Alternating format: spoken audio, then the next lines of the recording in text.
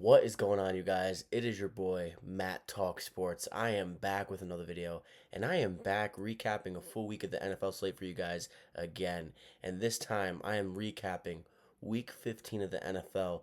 What a slate, a lot of storylines, a lot of horrible injuries, and most importantly, my Buffalo Bills win in emphatic fashion.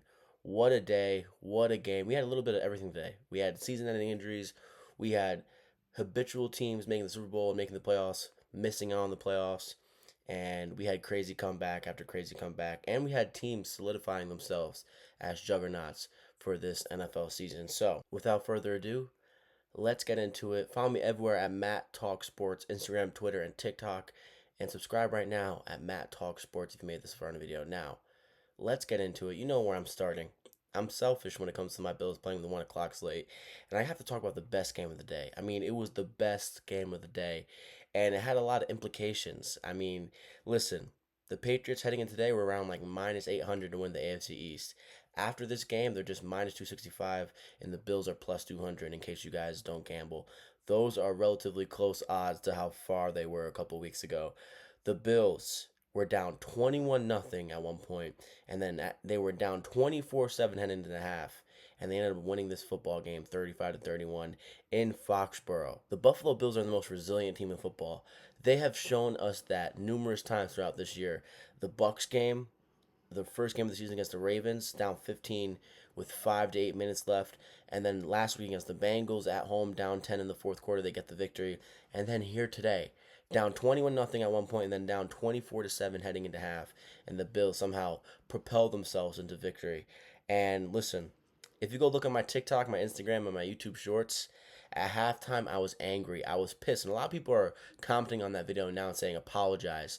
Why are you saying this? Did you not believe in the Bills? Oh, you can't hop off the wagon and get back on. It's like, bro, every Bills fan at halftime was angry and feeling the way I felt in that video.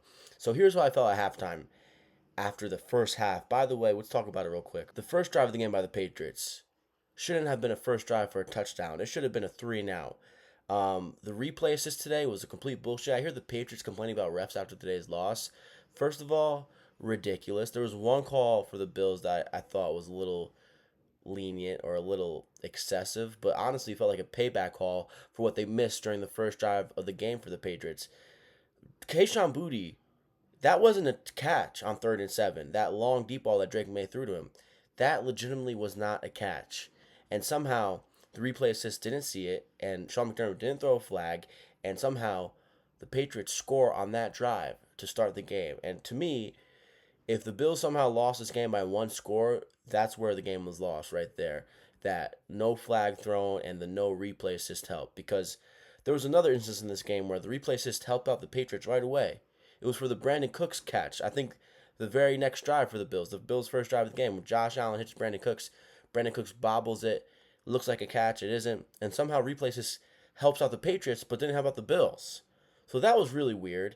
And for the Patriots fans complaining about the refs and making that their excuse to why they lost this game, it's complete horsewash and complete horse shit. So Patriots fans, get your panties out of a bunch. The reason why he lost this game is because he only scored 7 points in the second half. And the reason why he lost this game is because you guys thought this was a 2-quarter game. And you guys came out in the second half sleeping, thinking you already won the game. And what you guys didn't realize is you're playing the most resilient team in football. So I was heading into half, I was angry. I was angry at the coaching, the play calling on offense. I was angry at the defense. I was angry at McDermott. I was angry at Babbage. And to me, the Bills showed up to this game without any heart, without any effort specifically. Like heading into halftime, I was like, man, I wasn't gonna be surprised if we lost this game, but to show up in Foxborough after that feisty win and show no effort and show no heart and show no guts is just despicable. And then the Bills, like they've been doing, prove me wrong in the second half. And most importantly, prove me right because I knew heading into half that this team was way better than being down 24-7 in Foxborough. And I was right, but also I was wrong because I said heading into half they weren't showing any guts. And they had a whole lot of guts and fights because not only did the offense show up in the second half, this defense showed up in the second half, and there was a lot of great performances on defense that were just unreal to watch, especially for me. So let's get into little stats here. Josh Allen, by the way, absolutely propels himself into the MVP conversation yet again. He should be in front of Drake May. I don't know if he should be ahead of Stafford, but in my opinion, he would be, but that's probably biased. He should definitely be ahead of Drake May. Now, James Cook had a terrific game today. He was unreal in the second half. It seemed like he was getting 6 yards a carry. Today, 22 carries, 107 yards, 4.9 yards a carry, 2 touchdowns. Josh Allen, 11 for 48 rushing. Ty Johnson with a couple big carries today, 4 for 13. Overall, the Bills carried the ball 37 times, ran it for 168 yards and 2 touchdowns, and averaged 4.7 yards a carry. Josh Allen, 19 to 28, 193 yards passing, 3 touchdowns. Josh Allen was perfect in the second half. Legitimately perfect in the second half. MVP football without a doubt. Only took 2 sacks today, which was notable to me. Khalil Shakir, 5 for 65. Dawson Knox, 3 for 37, 2 touchdowns. By the way, can I give Dawson Knox some flowers? He was unbelievable last week, 90 yards against the Bengals. He has a kid this week, which I didn't know until before the game, before kickoff, and he's terrific here today. He only had 3 catches for 37 yards and 2 touchdowns, but 2 touchdowns he scored, Dawson Knox. In my preview for the game, I said, don't be surprised if Dawson Knox had another big game. And people were commenting, specifically Patriots fans, like, oh, you lost me at Dawson Knox. Well, guess what? You slept on Dawson Knox, and he was huge today. Dalton Kincaid, 3 for 34. Joshua Palmer, 1 catch, but that 1 catch was pretty goddamn big. Ty Johnson, 3 for 15. And really, man, when you look at what this Bills offense is doing with the wide receivers they got, it's really ridiculous. Josh Allen is playing the quarterback position better than anyone right now, in my opinion. He was perfect and lights out. He was the winter soldier. He was the white bison that was promised today in the second half. And James Cook, man, it's really this two-headed monster on offense. James Cook and Josh Allen. And honestly, I'll throw in the O-line there because the O-line is terrific run blocking. Um, Dalton Kincaid, 3 for 34 today. I would also push him into that combo, but Dalton Kincaid, he's starting to get more and more healthy. I think he'll be more and more effective as the season continues and during the late stretch of this season. But man, this offense impressed the shit out of me in the second half. It was unbelievable football. It was inspiring football, and it was clearly a team that had something said to them at halftime because this was a completely different team, and this team was completely unrecognizable to what they did in the first half. So shout out to the Buffalo Bills, man. They were unreal on offense in the second half. Inspiring football, running it, passing it, the play action. The play calling was infinitely better in the second half. So shout out to Joe Brady. And honestly, the coaching on all fronts was exceptional in the second half. Babbage, McDermott, and Joe Brady. Sean McDermott, as much flack as I give him, and I was giving him heading into the halftime today, he just knows how to coach men. He is a people's person, and you can tell that because this whole locker room and this whole team plays for him, and they did so in the second half. I mean, he might be the best guy coach in the NFL, meaning like he's just a guy's guy and he's going to have the boys fighting for you no matter what the score is or no matter how much everyone is doubting them because everyone, including myself, was doubting the Bills were going to be able to pull off a victory down 24-7 at halftime in Foxborough. So, Sean McDermott, man, tip the cap. You are terrific, and I love you. As much as I give you slack all the time, as much as I have these high expectations, the reason why I have these high expectations for you is because the standards you set. So, I love McDermott, and I want him to succeed more than probably anyone else on this planet. So, McDermott, hell of a coaching job in the second half, alongside Brady and Babbage. They were terrific. But honestly, maybe the player of the game outside of James Cook and Josh Allen, potentially ahead of those two. Um, Matt Milano. What the fuck happened? Matt Milano was shot out of a cannon in the second half. The one sack he had today, he had two by the way, but the one sack he had today that like shook me to my core was when he has to go through two blockers, the running back and the offensive guard, and he's just bodying Travion Henderson and the left guard of the Patriots, and he gets through those two and gets the sack in a monumentous play. Matt Milano was sensational today. That looked like prime Matt Milano.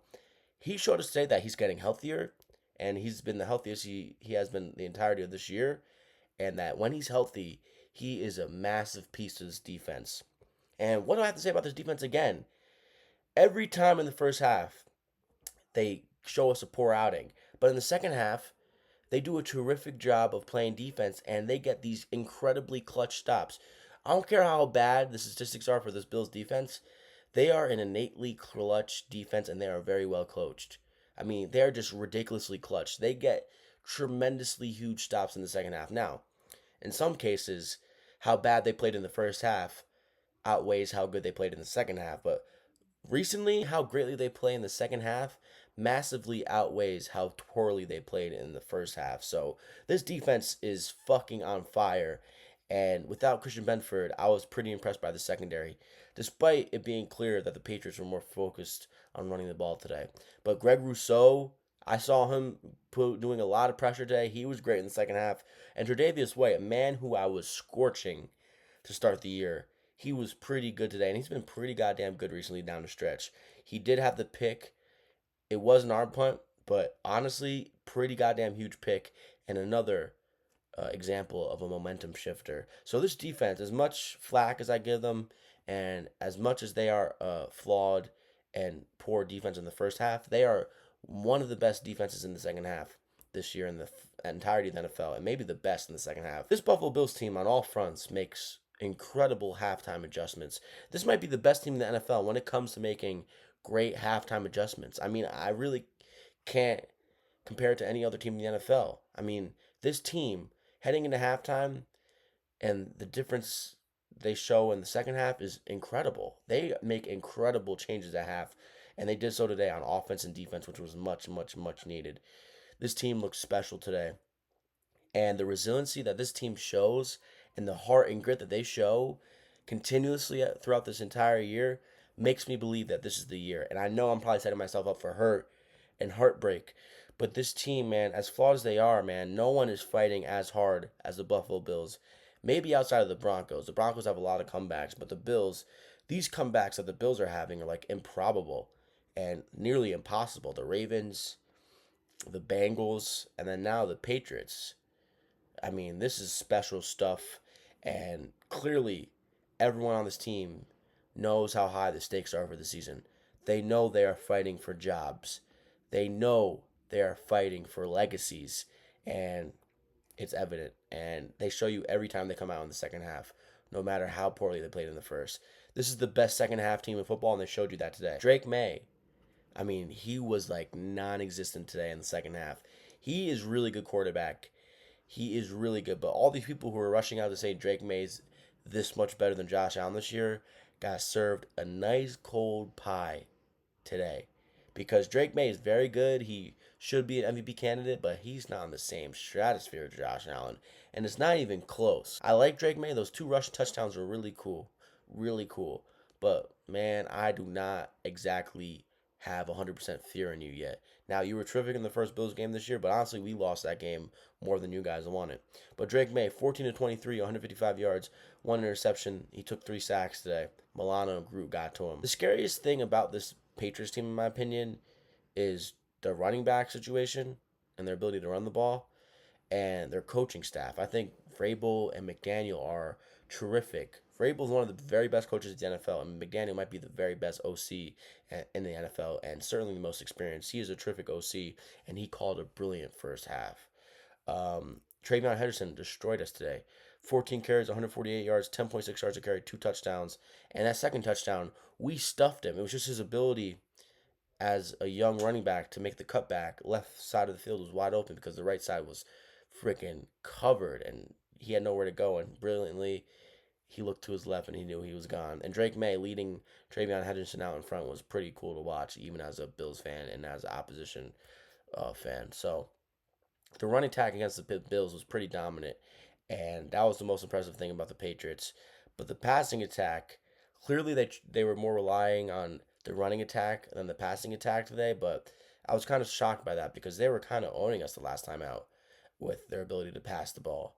And Diggs, I mean, there's a clip of them barking and yelling at the Bills sideline when they're up 21-0.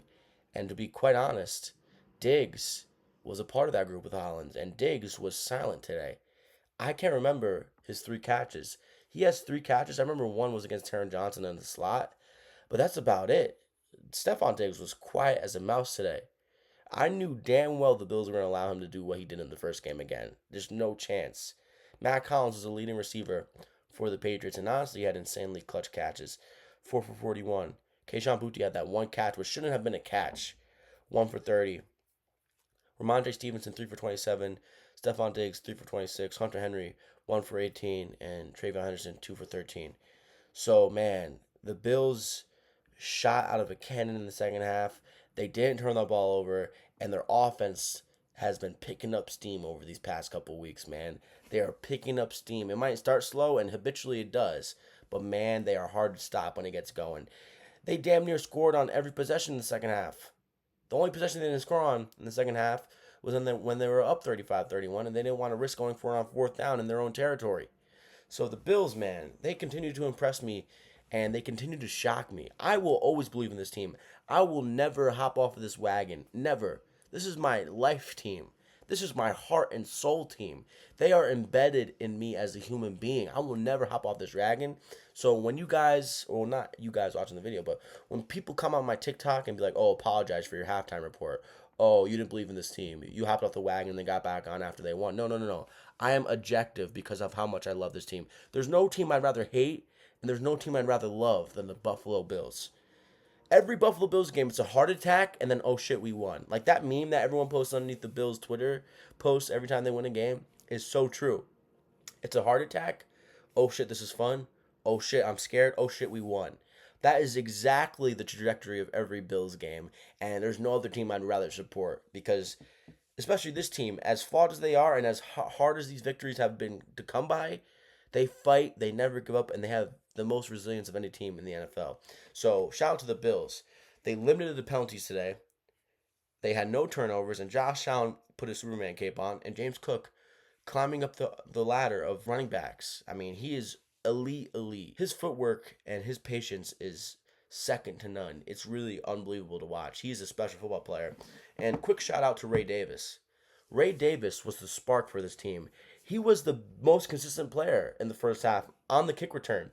He had great kick return after great kick return, and then he brought it out in the second half with another momentum shifting kick return that was just so goddamn good, which allowed the Bills to score within 3 minutes. And that is incredibly important. So shout out to Ray Davis. He has found himself a spot on that kick return. That kick return that we have of Ray Davis has been increasingly getting more potent every week. So Ray Davis, shout out to the momentum spark, the momentum shift, and you were integral to this victory today. The special teams was great today. So man, this Bills team impressed me. This defense impressed me in the second half without Benford. The secondary looked good. The pressure for the first time in a while has looked really good. We got to the quarterback. I know the Patriots O-line is banged up, but man, Milano was a man on fire. Groot had the most fire he's had all year. And Trey White has been playing better and better. And Cole Bishop continues to be this fucking human fire missile at safety. So I love this team. Despite how much they get me angry, despite how much I almost have a heart attack every game, I love this team. And there's no team I'd rather root for. So the criticism I give the Bills out of the heat of the moment and the criticism that they honestly were due heading into halftime, it was just, and I don't take back any of the words I said because even in those moments where I'm yelling and getting angry, yelling at my iPhone, talking about the first half of the Buffalo Bills, I still love them and I still believe in them. So these are my Buffalo Bills, man. I love them, and this team is going to the Super Bowl, and I felt that way after last week, and I feel that way even more so after this game. The victories we've gotten today and this year, the victory we got today and the victories we've gotten over this year, I know we've had some bad losses. I know we lost to some horrible quarterbacks, but dude, there's something brewing with this Bills team. There's something brewing with this Bills team. Never give up on them. And honestly, the Bills are doing things this year that they don't habitually do. And things are falling in the laps of the Buffalo Bills that don't normally fall into their laps. So I am noticing these things and I'm like, hey, the Bills are going to win the fucking Super Bowl or at least get there this year. I am confident in them. Confident. I love this Bills team. They come back down from 21 nothing to beat the Patriots 35-31. They outscore the Patriots 28-7 in the second half in Foxborough. They silence the Patriots fan base and they silence that whole stadium. Go Bills. What a victory. And honestly, if you guys called me like 6 hours ago, I'd probably be slurring my words, blacked out, and way more hyped. But I had like 10 to 8 hours to calm down and collect myself. But if you want to see me in the heat of the moment, go to my TikTok page at Matt Talk Sports and also Instagram if you don't have TikTok to see how I was at halftime and after the game because I was amped. So let's go Bills, man. We're on the Cleveland, and we cannot sleep on the Cleveland Browns. I know this got blown out by the Bears today quite badly, and they're a little banged up, but can't sleep on them because they're really good at home, and ultimately that's a really great defense. And we've seen how this team loses to lesser quarterbacks. So don't take the Browns lightly. Just because we're coming off two tremendous wins doesn't mean we can take the Browns lightly. So we're on to Cleveland. Let's keep building momentum because after Cleveland we have the Eagles, and then we have to finish the season against the Jets in Buffalo. So let's do it. Let's go Bills. And man, oh man, I am hyped to see where this Bills team takes us after this long and treacherous journey of this season.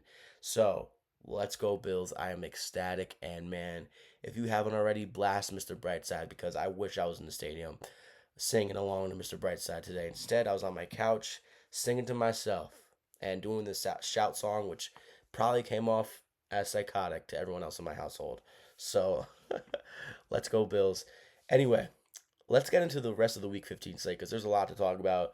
There's a lot to get into, and a lot of shocking results here. Not a lot, but there's a shocking result here that I didn't see coming, which we'll talk about right now. The Ravens move to 7-7. They blow out the Bengals 24-0. And this Joe Burrow stuff is getting alarming. I mean, I don't know if you guys saw the presser comments with Jamar Chase talking about how I never thought I'd really have to bring up or uplift a guy like Joe Burrow, but I guess I have to. You never know what's going on in someone else's life. So this is seriously something mentally wrong going with Joe Burrow, and it's affecting his football play. I mean, did the Bills ruin Joe Burrow's football career? I mean, I say that as a joke and over exaggeration, but Joe Burrow, I mean, he even said himself after today's game, no one in the NFL would have won with me at quarterback today, which is alarming to hear. It's one thing to take the blame, it's another thing to put yourself down and make your teammates and your fan base lose confidence in you, which I don't think their fan base is losing confidence in Joey Ice, Joey Cool Burrow. But what the hell? Not a great quote to hear from your star quarterback, and a quarterback I really love to watch. Hopefully he gets his act together here soon. But Joe Burrow threw another pick six today, and he had another two interception game, and the offense scored 0 points. I mean, kind of despicable from the Bengals. Really despicable. Joe Burrow, 25 for 39, 225 yards passing, 5.8 yards a pass, took 3 sacks, threw 2 picks. One of them was a pick six. Chase Brown, 13 for 53, Samaje Perine, 14 for 42, and Joe Burrow, 2 for 5, 29 carries, 100 yards total, 3.4 yards a carry for the entirety of the rushing attack for the Bengals. No T. Higgins Day for the Bengals, which obviously made a difference, but they had no T. Higgins the first time around against the Ravens, and they won. But this time they scored 0 points. Jamar Chase was dominant today, as usual, against the Ravens. 10 for 132 yards. Chase Brown, 7 for 37. Mitchell Tinsley, 1 for 16. Tanner Hudson, 3 for 16. Drew Sample, 2 for 12. Mike Gesicki, who was great and dominant against the Bills last week, only had one reception, 1 for 11, and probably should have had a touchdown. I think he dropped one, but he had one hand on it, so I'm not going to count it against him. But the Bengals defense was making some plays today. But the Bengals offense couldn't capitalize, which was really strange to see. Jordan Battle had a pick. They sacked Lamar 4 times. But ultimately, the Bengals offense couldn't produce. So obviously, this is a head coach thing. I mean, they got to get rid of their head coach and Zach Taylor and their offensive coordinator, seemingly. It's just been inconsistent this year. And obviously, the health has been a concern with T. Higgins and Burrow missing a lot of these games. But man, despicable display from the Bengals on offense today, and honestly, an unrecognizable performance from the Bengals today on offense. Really shocking. And honestly, the Ravens didn't look good today, to me. Listen, Lamar only had 8 passes today completed for 12 attempts. He had 150 yards passing, 2 touchdowns, 1 pick, 4 sacks taken. And really, for the first time maybe in Lamar Jackson's career, they took the ball out of Lamar's hands today and said, hey, bro, we're winning this game with Derrick Henry. And Derrick Henry was unbelievable today. And so was Keaton Mitchell. Derrick Henry, 11 for 100 yards. Keaton Mitchell, 8 for 66. Lamar, 2 for 26. And ultimately, the Ravens ran for 7.9 yards a carry and 189 yards total. So it was just wild to watch how the Ravens knew that they had to take the ball out of Lamar Jackson's hands today to increase their likelihood to win the game, which is something I've probably never seen before watching the Ravens with Lamar Jackson. Zay Flowers, 368 yards and a touchdown. Rasheen Ali, 2 for 32, 1 touchdown. And the Ravens did what they needed to do today, running the ball. It was a smart game plan and it worked out. And the Ravens defense, I want to give them praise because they played really good today. They had a pick six and it was fun to watch them. Kyle Van Noy with one of the best plays in the NFL season, where he picks off the ball from Joe Burrow, and instead of running it, being selfish, he looks back, hands it to his teammate, so his teammate can run it in for a touchdown, which was unreal to watch.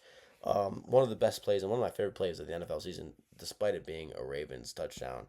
Marlon Humphrey with a pick, Kyle Van Noy with a pick, and this Ravens defense showed up, but ultimately the Bengals offense didn't show up at all. And to me, that was the biggest catalyst for this game. The biggest outcome for this game to me was how the Bengals offense. I know you're not going to make the playoffs, but man, putting up 0 points against this Ravens defense, which is bad.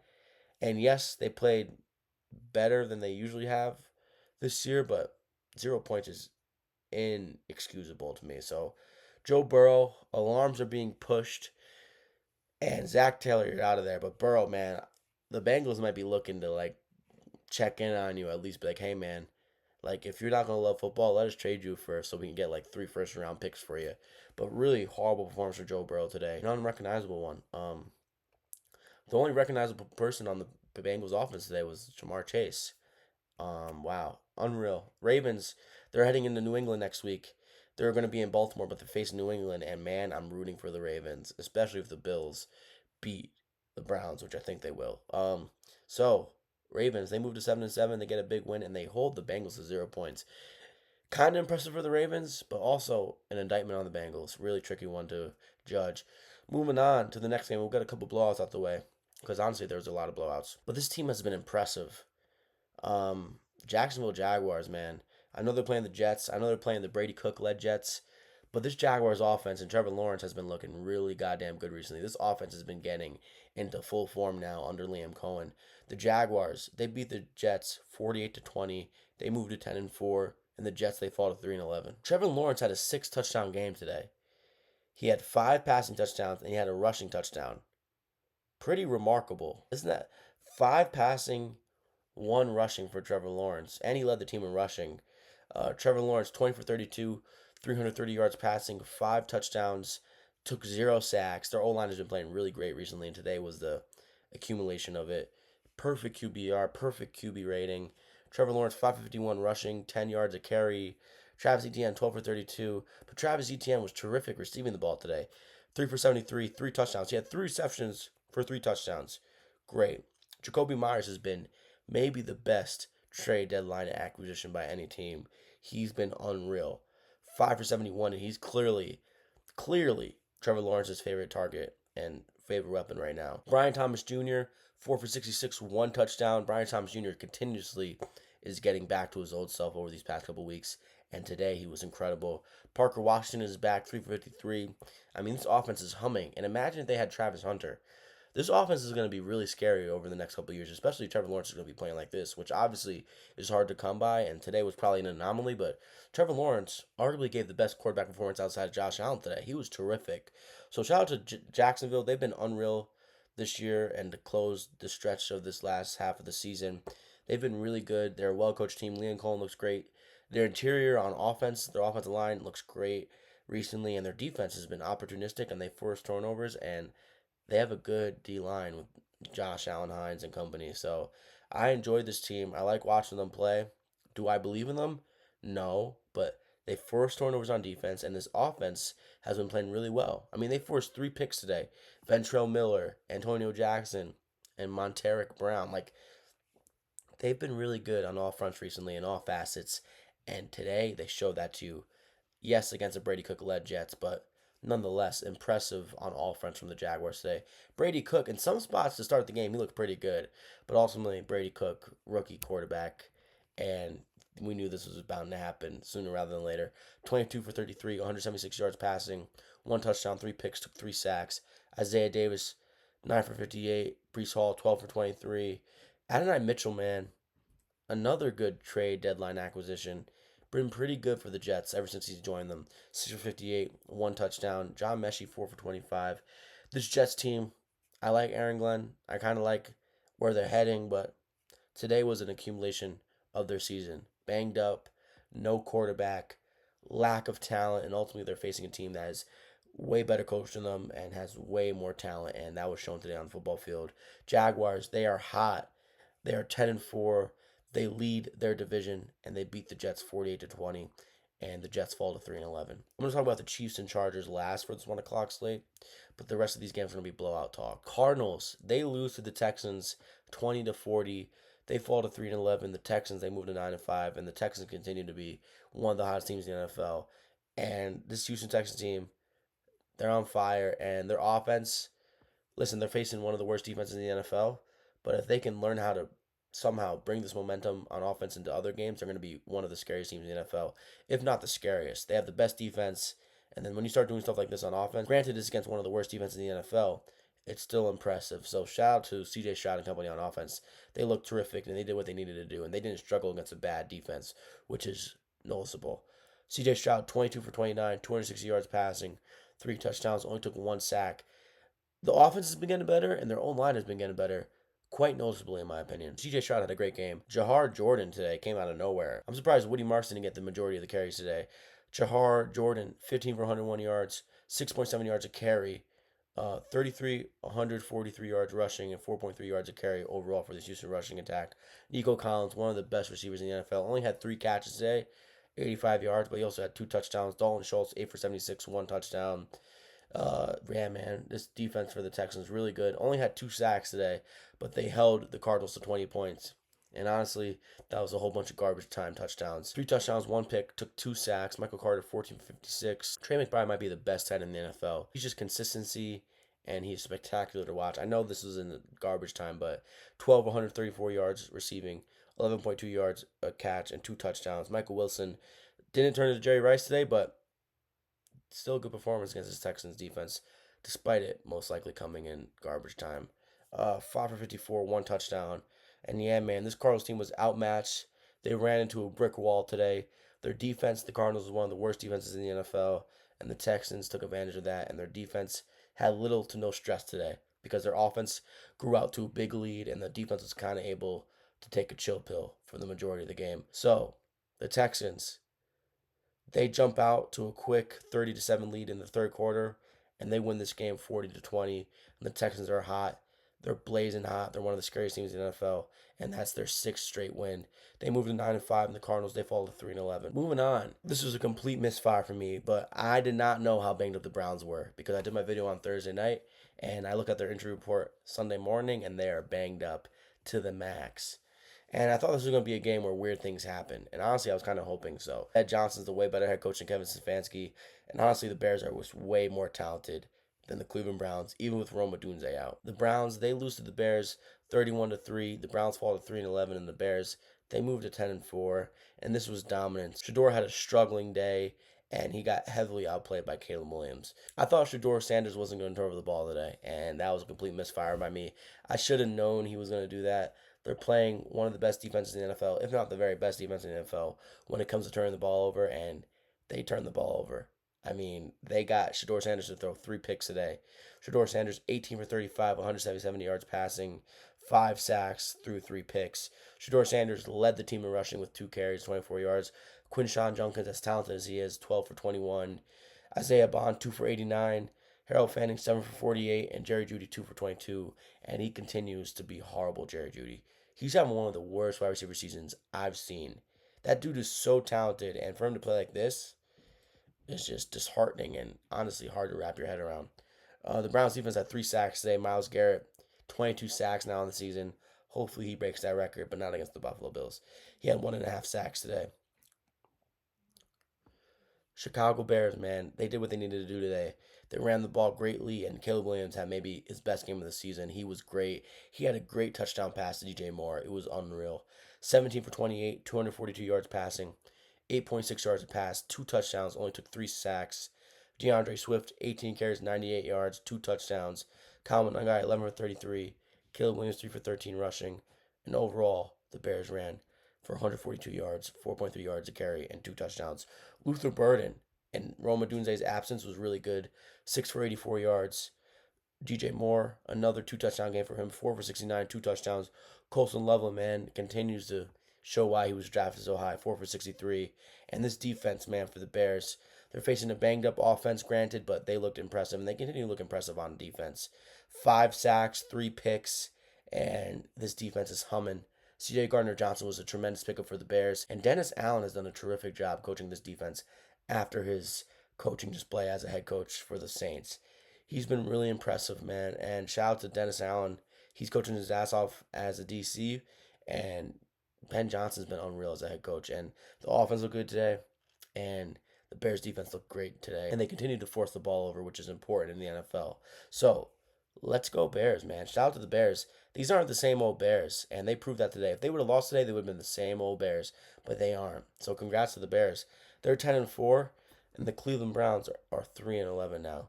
Bears Saturday night next weekend, they face the Green Bay Packers. What a game that will be. I am hyped to watch that go down. Moving on to another game that was just a blowout and another 0-point game. Um, the Eagles, they beat the Raiders 31 to nothing. The Raiders, they fall to 2-12, and the Eagles, they moved to 9-5. The Raiders are just disastrous, and I kind of saw this coming. I said the Raiders were going to score 7 points or less. They proved me right. I mean, Kenny Pickett, 15 to 25, 64 yards passing, one pick, took 4 sacks. The old line he's behind is horrible, and the weapons he's throwing to outside of Brock Bowers is just treacherous. Um, Ashton Jeanty, 9 for 35, 3.9 yards a carry. And man, I think Ashton Jeanty's so talented. I think he deserved to be drafted that high. But the team that drafted him is just disappointing. You can't use his talents the way that you would want and what you would want to see as a fan because they can't block for him. It's really weird to watch. And it's honestly a strange draft pick the more and more these weeks go by. The Raider team is sorry. The Eagles, they used the Raiders to propel themselves back into some momentum on offense. Jalen Hurts, 12 for 15, 175 yards passing, 3 touchdowns. He was really great after a horrible game last week. Only took 1 sack. Saquon Barkley, 22 carries, 78 yards, 1 touchdown. Tank Bigsby, 17 for 57. Jalen Hurts, 7 for 39. And ultimately, the Eagles ran for 183 yards, 3.9 yards a carry, and 1 touchdown. Dallas Goedert with 2 touchdowns, 6 for 70. Devontae Smith, 2 for 50. A.J. Brown, 2 for 41 and a touchdown. So listen, the Eagles did what they needed to do today against a horrible team. They had 4 sacks on defense. Their offense, after a hard outing last week, they show up and they deliver. And the Eagles, man, they do it. They win 31 to nothing, and they blow out the Raiders and they get back on track. And if you're an Eagles fan, you're hyped because this is a sign that they might be starting to build momentum, especially against a weaker team like this. They can propel themselves back to who we know them as, but when they face the Buffalo Bills, I fear you're not going to recognize the Eagles that you saw today. So moving on to the last meaningless game, the Commanders, they beat the Giants in MetLife 29 to 21. They moved to 4-10, and the Giants, they fall to 2-12. The Commanders were up 22 to 7 in the second quarter, and then 29 to 14 in the fourth quarter with that great Terry McLaurin touchdown. I was kind of shocked here, but with how much this was a blowout. But honestly, the Giants fans, if you guys are still watching at this point, you are happy because you're playing for draft picks and you want a high draft pick. Now, granted, not a great draft class, but you still have a chance to draft someone really special at the top of this draft. And I think there's some really good defensive players at the top of this draft. Maybe you want to get an offensive weapon, though, maybe like Cornell Tate. Maybe you trade down. Who knows? Marcus Mariota, 10 for 19, 211 yards, 1 touchdown. Efficient passing. He did have 2 fumbles, 1 loss, but nonetheless, he was efficient. Didn't turn the ball over too much, only turned it over once. Ja'Cory Krosky-Merritt, 18 for 96, 1 touchdown. Marcus Mariota, 10 for 43 rushing. And the Commanders ran the ball pretty effectively today. 145 yards rushing, 3.9 yards to carry, 1 touchdown. Terry McLaurin, 3 for 69, 1 touchdown. Deebo Samuel, 3 for 43. This Commanders offense and this defense in some moments showed a way completely different picture than they showed last week. Granted, Vikings are actually pretty solid. Jackson Dart, 20 for 36, 246 yards passing, 6.8 yards a pass, 2 touchdowns, 1 pick. Tyrone Tracy had a really great day. 15 for 70 rushing, 1 touchdown. Jackson Dart, 9 for 63 rushing. Theo Johnson, 3 for 72. Wanda Robinson, 5 for 54, 1 touchdown. Tyrone Tracy, 3 receptions, 27 yards, 1 touchdown. So, Giants, they showed what they've been all year. Underperforming defense. The amount of names and the amount of talent they have on defense, they shouldn't be underperforming like this, even this late in the season where nothing means anything. Their offense, banged up, injured, and ultimately not enough talent. And the Commanders, despite not having their starting quarterback, and despite seemingly being dead after a 31-0 loss last week against the Vikings, they go into MetLife on the road and they get the victory. The Commanders, they win 29 to 21. They move to 4-10, and the Giants, probably to the Giants fans' likings, they fall to 2-12. Moving on to maybe the most important game of the day for a lot of fans. Now, the Chargers, they beat the Chiefs 16-13. The Chargers, they moved to 10-4. Now, obviously, the big news from this game is Pat Mahomes tore his ACL. Tore it. He probably won't be back until this time next year, I assume. It's usually a 6 to 12 month injury. Depends on how your rehab goes. So I assume it's going to be the latter, maybe around the 8 month mark. Nonetheless, he's going to miss at least half of this upcoming season. So tough break for Chiefs fans. But ultimately, I think the Chiefs are going to lose this game anyway. I mean, Pat Mahomes threw a horrible pick in the red zone again. So to blame this game on injury for the Chiefs, if you do so, is just a flat out lie. Mahomes was not good today. And I'm shocked because the Chiefs, they got out to a lead today. And it felt like the momentum was on their side. They were up 13-3 with 5 seconds left in the second quarter, heading into half, until they let up a last second touchdown to a random person, Keandre Lambert Smith. So it was shocking to watch how much the Chiefs have been shitting themselves in one possession games this year. So yes, despite me hating the Chiefs and despite me not liking Mahomes, I hope he gets better. I hope he gets healthier. But they were going to lose this game whether Mahomes tore his ACL or not. Really horrible outing for Mahomes before he tore his ACL. But of course, thoughts and prayers for Mahomes. And I hope he gets better and I hope he returns to the player that he once was. But torn ACL is a hard injury to overcome, especially if you're a quarterback. Mahomes today, 16 to 28, 189 yards passing, 6.8 yards a pass, one interception, and took 5 sacks today. That banged up O line looked banged up. Mahomes was getting pressured after every single drop back, it felt like. Mahomes was in hell today, man. And it was quite evident to me. He was shutting out his pants, and he knew the stakes of this game. And this team looked like the team that just wanted to go in the offseason. And I think they would have lost this game whether Mahomes played it and finished the game or not. That pick that Mahomes threw was terrible and uncharacteristic. But honestly, it's kind of been the trend for him this entirety of this year. Yeah, torn ACL for Mahomes, and it's has to hurt if you're a Chiefs fan because next year is going to be a rebuild and a year that you guys aren't going to do any good. Um, Isaiah Pacheco, they couldn't run the ball at all today. The only rushing touchdown today from the Chiefs was by Patrick Mahomes. Isaiah Pacheco averaged 1.9 yards a carry today. Kareem Hunt averaged 2. They had 21 carries, 49 rush yards, and 2.3 yards a carry and a touchdown. They were horrible running the ball today. Travis Kelce was pretty goddamn good today. 7 receptions, 70 yards, and 10 yards a catch. Rashee Rice, 7 for 51, but he keeps on getting hit hard every week. The opposing defenses have it out for Rashee Rice. He got cracked again today. It was wild to watch. Tyquan Thornton was getting rocked today, too. 2 for 47. Xavier Worthy, 2 for 35. Yeah, man. So the Chiefs defense showed up today. They had 4 sacks. They looked relatively good, but this offense for the Chiefs is unrecognizable. They can't run the ball. They're banged up online, can't block. Mahomes is a shell of himself, seemingly, even before that injury. The offensive weapons that the Chiefs fans were seemingly bragging about and boasting about once they got healthy isn't exactly the receiving core that the Chiefs fans built it up to be. So before Mahomes got injured, I thought they were going to lose anyway, and I thought that was quite clear. But maybe Mahomes would have got them in field goal position. But nonetheless, they looked horrible today, and they deserve to lose that game. It obviously sucks that Mahomes tore his ACL. You don't want to see that as much as you don't like the team and as much as you don't like the player. So listen, this is a hard loss for the Chiefs. I mean, this is saddening for you guys. But nonetheless, man, this is the story of the NFL. This is how hard it can be, even for the titular franchises in the NFL. But let's talk about the Chargers. Justin Herbert, 19 to 29, 210 yards passing, one touchdown, one pick, took 4 sacks. Justin Herbert impressed me in some spots here today. He was pretty goddamn good today. Amari and Hampton, since he's been back, he's been a big addition to this offense. Him and Vidal are pretty neat running back duo. Omari and Hampton, 15 for 61, 4.1 yards a carry, 12 for 33 for Vidal. Oronde Gadsden, 4 for 61. Trey Harris, 3 for 49. Keenan Allen, 5 for 36. Lab McConkey, 2 for 20. And this Chargers defense was firing. Firing. I love these players on the Chargers defense. Derwin James. I mean, they got some studs here, and it's clearly a greatly coached team behind Harbaugh.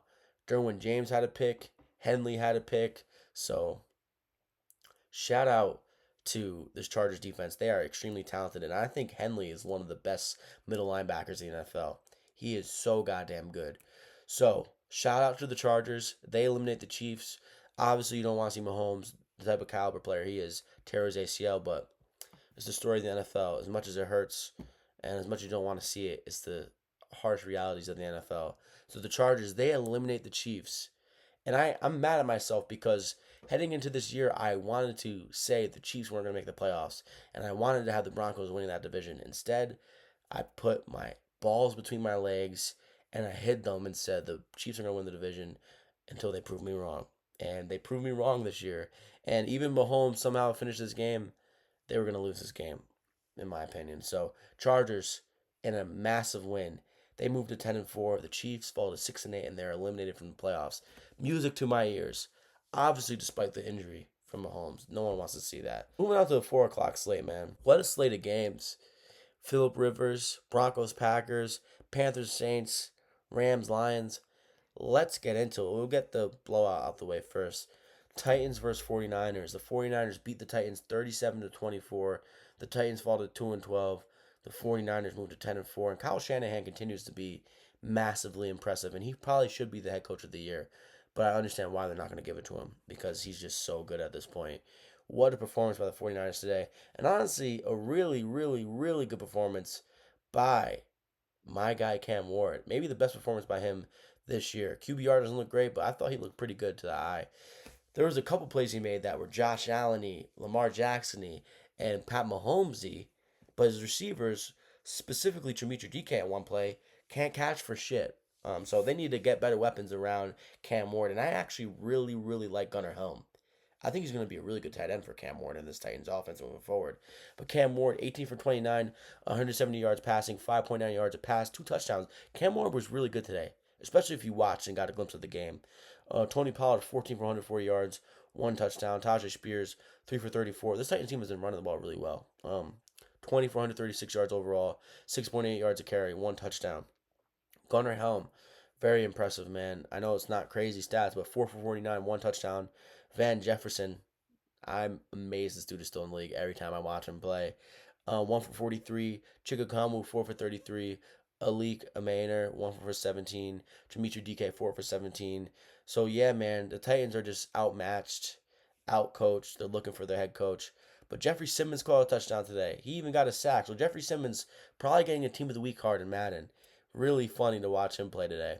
So Jeffrey Simmons called a touchdown today. Gunnar Helm called a touchdown today. And Cam Ward was pretty goddamn great today. So I like this Titans defensive unit outside of Kyrie Elam, obviously. I think Jeffrey Simmons and Tavondre Sweat are a really good duo at defensive tackle moving forward.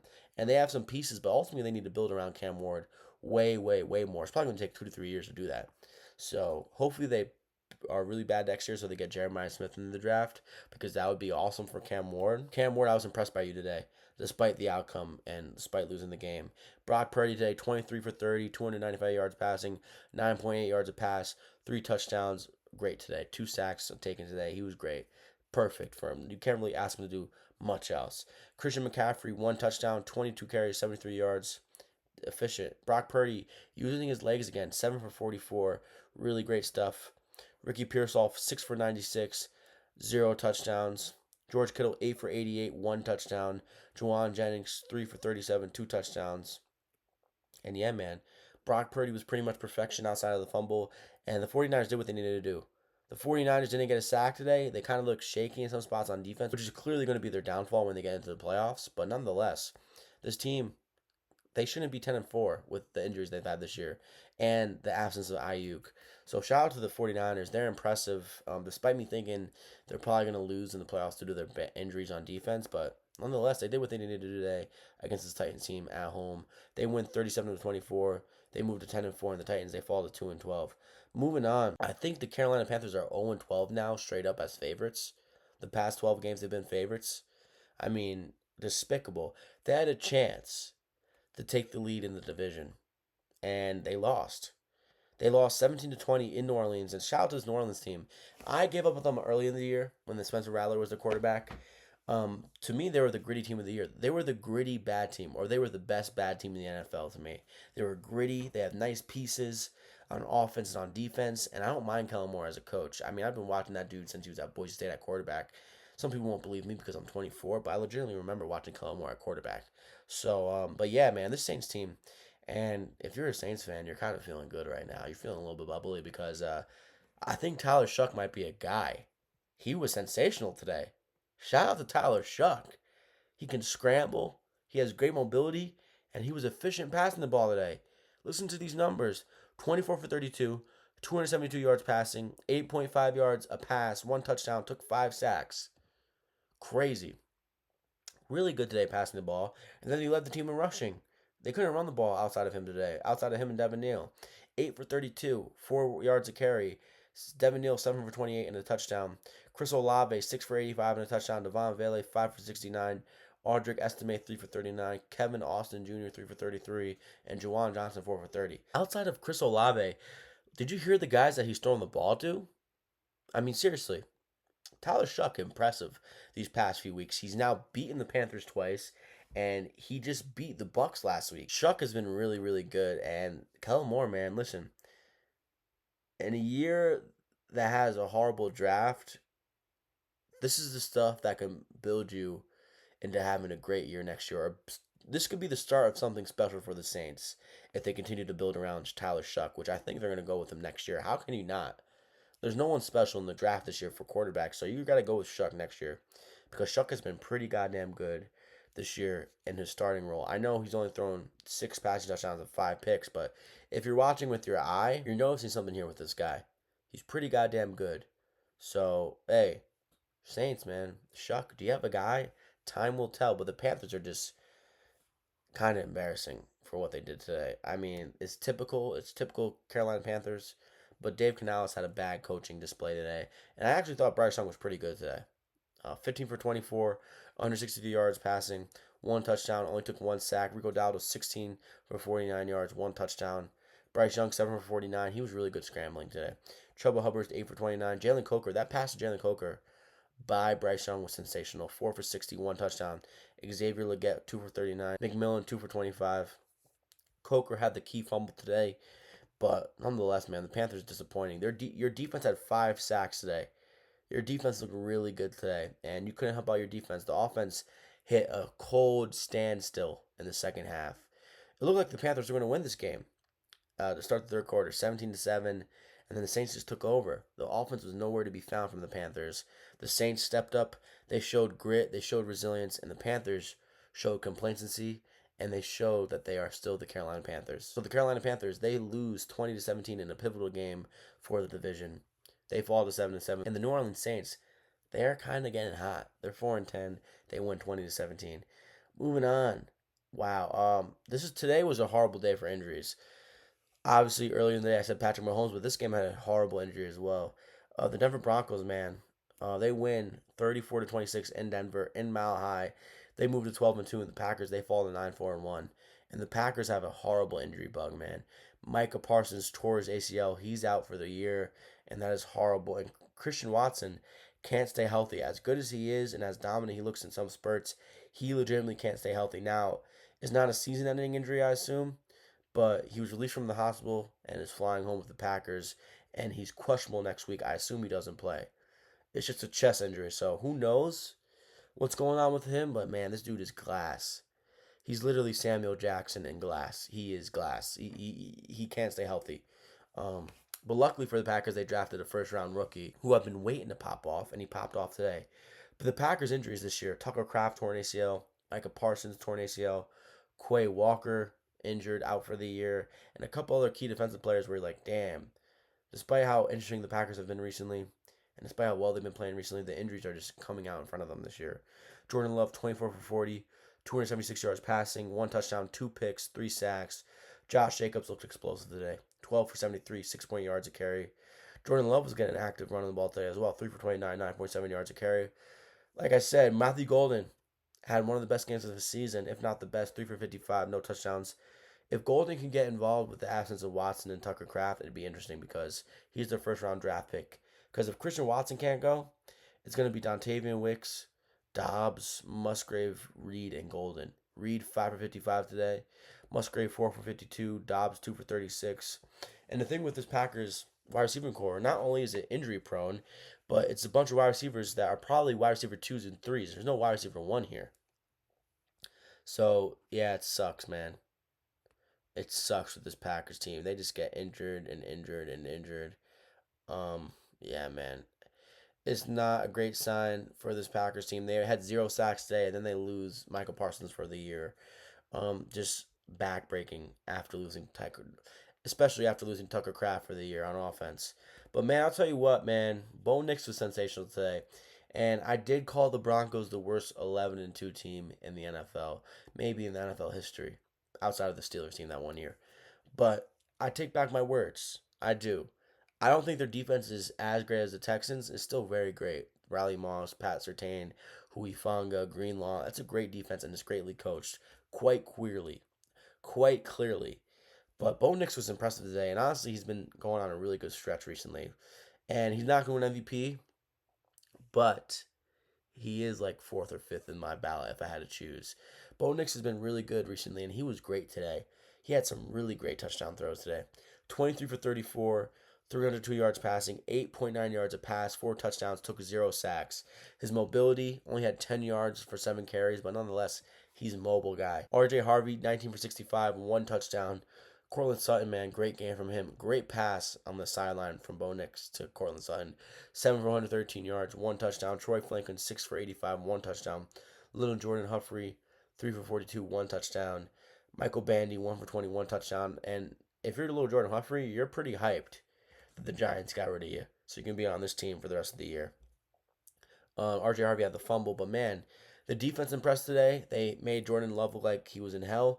And honestly, man, heading into this game, I was like the quarterback who's probably going to look most out of place and the most confused was Bo Nix. And Bo Nix was the complete opposite. He looked composed, he looked ready, and he looks like he's the type of guy that gets ready in the biggest moments of the year. And he's shown that a lot this year. So shout out to Bo Nix. Jordan Love looked like the quarterback who was lost. Granted, his team was injured and banged up, but Bo Nix, great. I mean, really no excuses for the Packers outside of the Micah injury. It's the first time I've been impressed by them all year. They were down 23 to 14 to start third quarter, and then all of a sudden, Cortland Sutton touchdown, Troy Franklin touchdown, and RJ Harvey touchdown to win the game. Impressive stuff on offense and on defense. And Bo Nix, man, continues to get better and better. And Broncos win their 11th straight game. Packers injuries are starting to pile up, and it's starting to become a major concern. And the Broncos, they moved to 12-2. They clinched their playoff berth, and they most likely clinched their division, and they most likely will get the number one seed in the AFC. The Packers, they fall to 9-4-1. Moving on to this game, I will talk about because he almost did it. He almost did it, and he almost had the Seahawks clenching their asshole. Sorry for the explicit imagination there, but it's true. Philip Rivers had this team puckering and puckering, dude. Uh, the Colts, they fall to 8-6. The Seahawks, they moved to 11-3, and this win by the Seahawks was alarming to me. The Seahawks, they went 18-16 against Philip Rivers straight off the couch. And by the way, all this body shaming towards Philip Rivers, get a grip, folks. Can we take a second? Can you relax? Stop body shaming my guy Phil Rivers, okay? Philip Rivers, man. I mean, he didn't look completely out of place. He didn't look horrible. He looked honestly above mediocre to me. He did some impressive stuff to the Seahawks defense. There was a play to Tyler Warren over the middle where he made an adjustment, called out this coverage, let Warren know, and he hit Warren right down the middle. It was perfect football, man. So I love seeing that, and I was amped watching Phil Rivers this entire time. Phil Rivers, 18 for 27, 120 yards passing, 1 touchdown, 1 pick, only took 1 sack today. Listen, above mediocre today, but obviously not ideal. I mean, this is not a guy you can move forward with as a starting quarterback. He's 44 years old, for God's sake. But it's a great sports story. It would have been an even greater one if he won the game somehow. Jonathan Taylor, 25 for 87, 3.5 yards a carry. This O-line was blocking their ass off today, almost to the point where they got the victory. Amir Abdullah, 5 for 32. Pittman, 3 for 26. Tyler Warren, 3 for 19. And honestly, the Colts defense looked really good today. Latu played well. They were playing fired up for Philip Rivers and Shane Steichen. This team was fired up for the whole game. And honestly, Philip Rivers led a game-winning drive. It's easy to get in field goal range, especially with a great kicker like Myers, like the Seahawks have. Sam Darnold, man, didn't have a great day today. Very shaky to start. 22 for 36, 271 yards passing, zero touchdowns, one sack taken. Charbonnet 8 for 31, Walker 9 for 17. Jackson Smith and Jigba 7 for 113 yards. Shaheed 5 for 74, Cooper Kupp 5 for 46, AJ Barter 3 for 27. And yeah, man, I was surprised how shaky the Seahawks looked. Their defense didn't look as great. Yes, the Seahawks limited the Colts because one, Phil Rivers is their quarterback, and two, all they were doing was running the ball to the Colts. So the Seahawks did what they needed to do on defense, but there are some spots where I was like, if Phil Rivers can do that, imagine what the other quarterbacks can do in the playoffs. But I think the Seahawks might have taken their foot off the gas here against Phil Rivers because they didn't believe who they were facing and they didn't believe that it would have been a close game. But at one point, this game was 13-3, Philip Rivers. So unreal, an honestly crazy performance to watch. The Seahawks didn't score a single touchdown. It was all field goals. It was crazy. The only touchdown in today's game was a Philip Rivers touchdown pass to Josh Downs. Jason Myers, who I was facing in fantasy, by the way, heartbreaking. He scored every field goal today. So listen, the Seahawks had a way too close of a battle for Philip Rivers, but man, he lived in a world where Philip Rivers was winning a football game in 2025 as a starting quarterback. So I had fun watching this game. I loved watching Philip Rivers, and I honestly can't wait to watch him for the rest of this year as the Colts starting quarterback. And I'm going to be betting him to win a game upcoming soon. So, Seahawks in a nail biter against Philip Rivers, they evade and they survive through their defense and through their kicker. The Seahawks they moved to 11-3, and the Colts they fall to 8-6. Now to the final game of the 4 o'clock slate. The Rams they moved to 11-3. They win 41-34 against the Detroit Lions. The Lions fall to 8-6. The Rams win in a shootout. And the Lions were game, man. The Lions were up 24-17 heading into halftime. The second half was just purely the Rams. I mean, they dominated. Colby Parkinson to Stafford dominated. Stafford looked like shit to start the game, to be completely transparent. He did not look good. But ultimately, this offense is too high powered to not win in a shootout, in my opinion. One of the concerning things about today's game is Devontae Adams went out with a hamstring injury. Now, Sean McVay said it's extremely unlikely that Adams plays Thursday night, which is probably precautionary, but it looked like a season-ending injury. It turns out it isn't, so that's good. But man, for a second it looks scary. But this Rams offense is just too good, even without Devontae Adams, to not win in a shootout. Stafford, 24 for 38, 368 yards passing, 2 touchdowns, one pick, and he almost threw a pick six to Aiden Hutchinson, which Aiden Hutchinson, if he didn't stop turning his head, if Aiden Hutchinson didn't stop turning his head around, it probably would have been a pick six. But I get it; he's been injured before. He doesn't want to get injured again. Get his leg wrapped up. Only took 2 sacks today. Stafford only took 2 sacks today, and man, this rushing attack for the Rams continues to be really goddamn good, man. Corum and Williams are great complements to each other, and their own line is blocking their ass off for them. Kyron Williams, 15 for 78, 5 yards a carry, 2 touchdowns. Blake Corum, 11 for 71, 1 touchdown, 6.5 yards a carry. Corum's been really good this year. I like him. He could be a starting running back at some other place, and he's probably going to get paid starting running back money in the future. Puka Nakua, 9 for 181 yards, receiving a career high for him. Tremendous game for him. He's one of the very best receivers in the NFL. He continues to prove it. He's a tough son of a bitch, but man, when he gets injured in games, man, it looks like it's going to be season ending, but somehow he always prevails. It's unreal to watch. Kobe Parkinson, 5 for 75, 2 touchdowns. Devontae Adams, 4 for 71. Davis Allen, 3 for 16. Kyron Williams, 1 for 10. And listen, I know the defense of the Rams let up 34 points, but their defense showed up in the second half. Jared Goff was really good today. Really, really good today. 25 for 41, 338 yards passing, 3 touchdowns, only took 1 sack. Jameer Gibbs couldn't run the ball at all today. Neither can David Montgomery, quite honest with you. 13 for 38 for Gibbs, 2.9 yards a carry, 0 touchdowns. David Montgomery, 7 for 32, 4.6 yards a carry, 1 touchdown. Amon-Ra was dominant. As someone who was facing Amon-Ra in fantasy, I wanted to poke my eyes out, figuratively, not literally. Amon-Ra St. Brown, 13 for 164 yards, receiving, 12.6 yards a catch, 2 touchdowns. Jameson Williams, 7 for 134 yards, receiving, 1 touchdown. Jameson Williams has been tacking it up recently, man. He's been really goddamn good. But really, that was the only two people who could catch the ball for the Lions today, Williams and St. Brown. So this offense became stagnant in the second half, and ultimately this defense for the Lions is too banged up to not let up more than 40 points to this Rams offense. So the Rams, they are hot, and the Lions, after a hot start, they falter.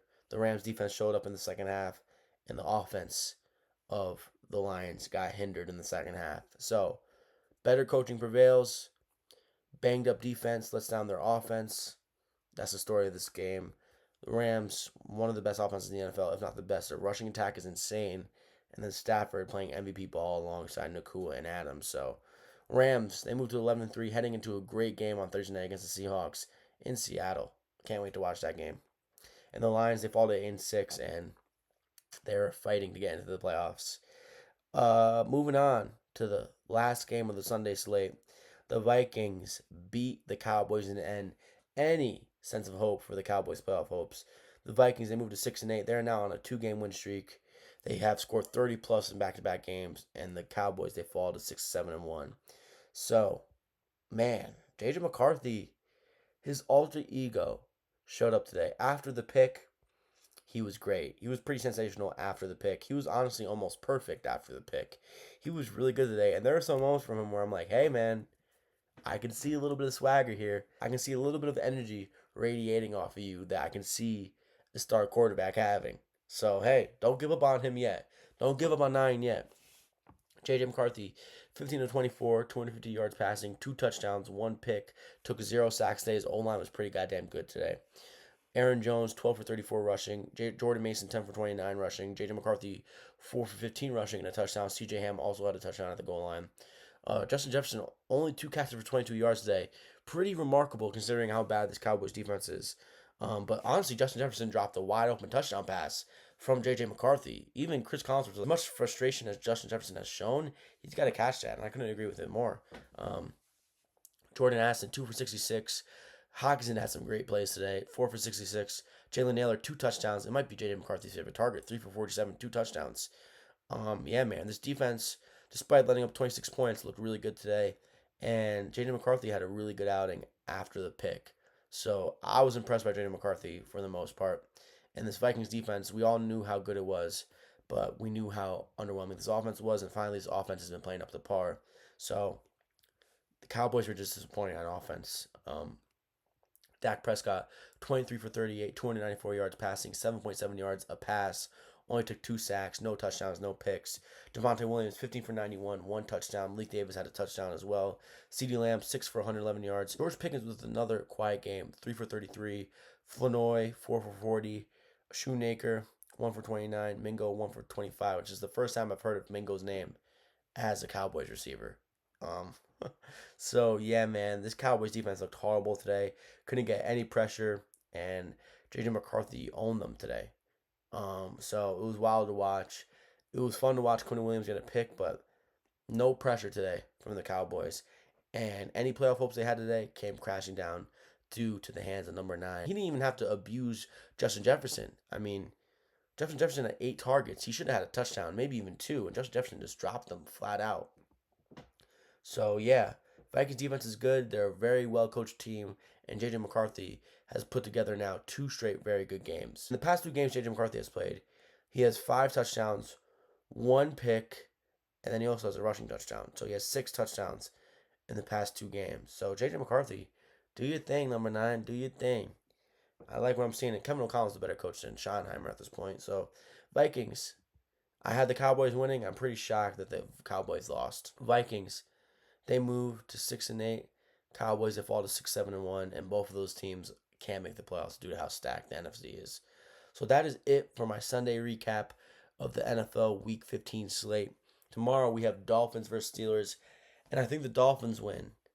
But with seeing how my picks turned out for Sunday, I have to think the Steelers win. So I think the Steelers probably win in the cold, but no TJ Watt. The Dolphins have been playing really well.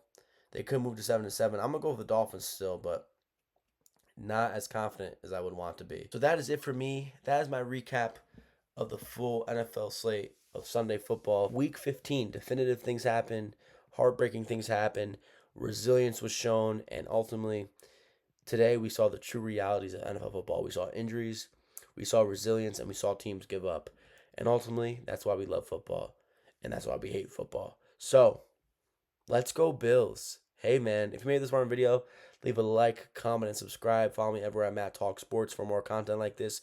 If you're interested in film content, I just dropped a new video reviewing Wake Up Dead Man, the newest Knives Out picture. Check it out at Matt Talks Filmed on YouTube. And also, I'm dropping a new review talking Kill Bill, the whole bloody affair, already recorded pre-haircut, so watch out. Viewer discretion is advised. But nonetheless, Bills, baby. They come back down 21 to nothing, and I am happy as hell. So, it is your boy at Matt Talk Sports. I will see you Thursday night or Friday morning predicting and picking the full Week 16 NFL slate. We have Saturday games this weekend. We have Thursday games, and we have also, most importantly, Sunday and Monday games. So, let's go Bills, baby. Let me know in the comments if your team won this weekend. And let me know if you made this far in the video. Leave a like, comment, and subscribe. You know the drill.